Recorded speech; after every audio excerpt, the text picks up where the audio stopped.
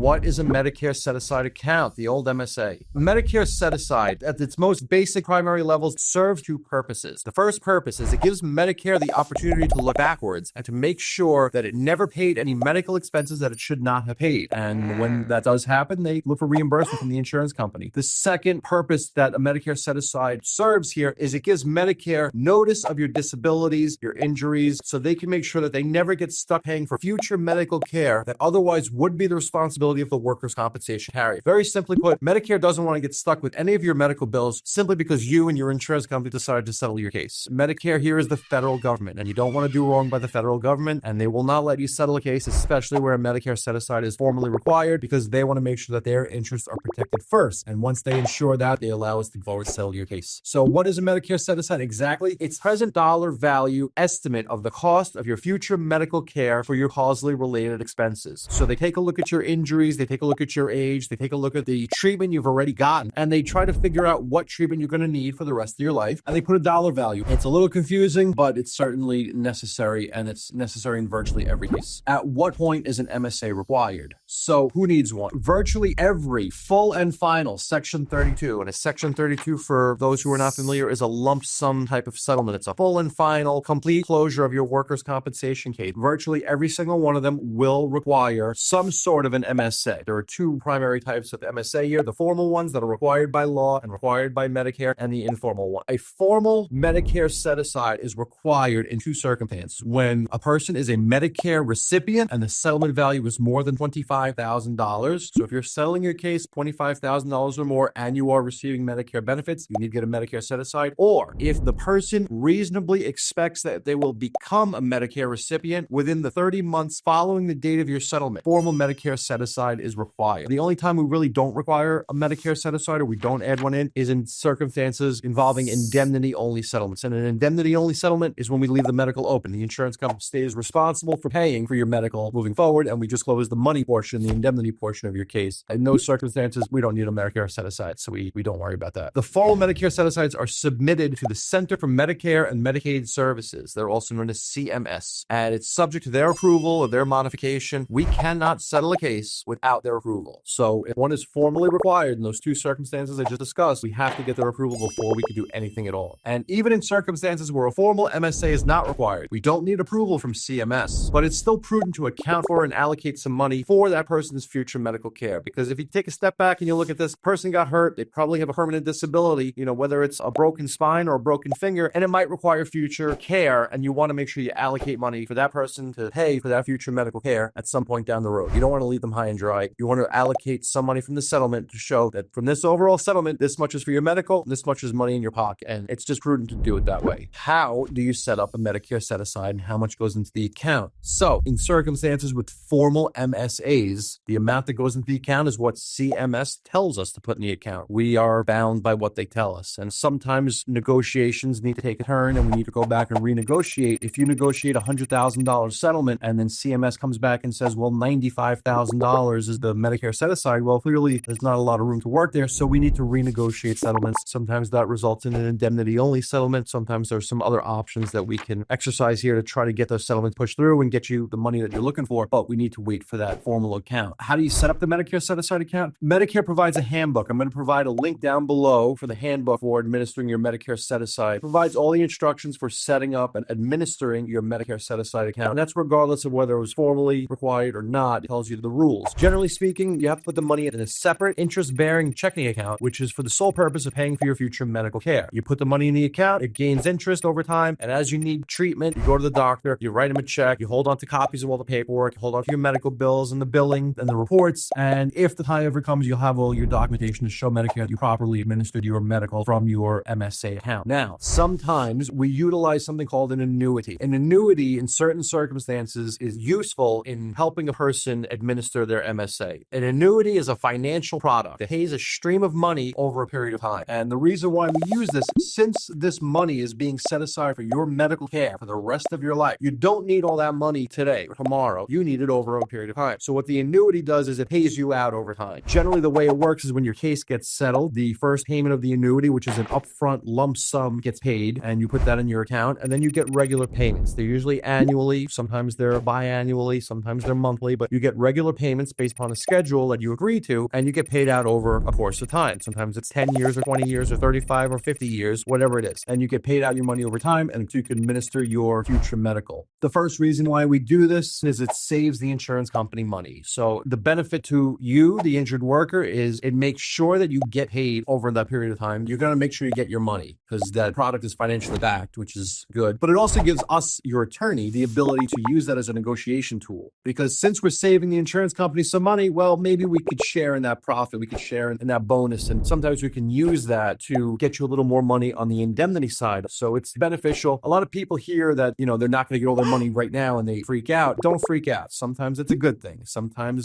it gets you more money overall and you shouldn't be afraid of it. I know the knee-jerk reaction is to, if it's your money, you want it, but talk to your lawyer. We can oftentimes use that as a negotiation. Now, the other thing similar to an annuity is using an outside company to administer your Medicare Set Aside. So this company will take that Medicare Set Aside money, whether it's one lump sum check, whether it's an annuity, and they hold that money. And what they do is they administer your care for you. So rather than you maintaining that checking account, writing checks to your doctor and keeping all your bills and all your medical records and having a big file folder of all the documentation that goes along with your case, they do all that for you. They hold your funds, they maintain your account. And the big benefit here is you don't have to worry about the bookkeeping that's associated with administering your account. Oftentimes they give you what looks like a credit card. And when you go to see your doctor and you get an MRI or you get a chiropractic adjustment or when you get physical therapy, the doctor swipes your card. This company will make sure that the doc gets paid properly. They'll make sure that your account gets documented properly. You never have to worry about any paperwork and it makes life a lot easier. The downside is they hold your money. You're not in control of that portion of your settlement, the medical portion. And a lot of people do see that as a downside as well. But it's certainly something to consider, especially if you do need active ongoing treatment moving into the future after your settlement. What can you spend the MSA funds on? Well, the rules are pretty straightforward here. You're spending the MSA funds on future medical care related to this accident and these injuries. If you get the flu and you got to go to the doctor, you don't use this money. If you use that money improperly, if you don't follow the rules and regulations, if you decide to go for holistic care in a faraway land that's not recognized by Medicare, or your doctor overcharges you, $10,000 for one round of physical therapy, if the rules are not properly followed, Medicare is not going to allow you the opportunity to seek further assistance. So you got to follow their rules, make sure you're getting the care that would otherwise be administered if your case just remained open. Can you cash out the account? Well, if you use the money improperly, if you go and buy a Porsche with it, if you go and take your family on vacation and you use that money for something else, you're giving up the opportunity to ever go back to Medicare for assistance if that money ever runs out. And God forbid you need a surgery down the road and you've used up the money on a trip to Bora Bora, well, you're stuck trying to figure out how you're going to pay for your surgery. So there are problems there. Medicare has very specific rules and you really should follow them. Like I said, they are the federal government. What is the penalty if you don't set up an MSA? Generally, you won't have the ability to not set up an MSA or to set up an MSA. Your lawyer and the insurance company, when they're negotiating your settlement and drafting papers, will make sure that an MSA is properly allocated in your settlement. They'll make sure if a formal MSA is required that it's obtained through CMS. They'll make sure everything is done properly. That's one of the reasons why you really want to make sure you have a lawyer. If you fail to get a proper MSA, a judge can deny your settlement. If your case has already been settled and everyone just overlooked the fact that an MSA was not properly allocated, Medicare could turn around and come after all the parties in the case. They could come after you. If there was bills that were paid by them that shouldn't have been paid, they can go after your insurance company. It opens up a whole can of worms that you really want to avoid. Having an attorney who practices workers' compensation and understands MSAs and the necessities and the requirements,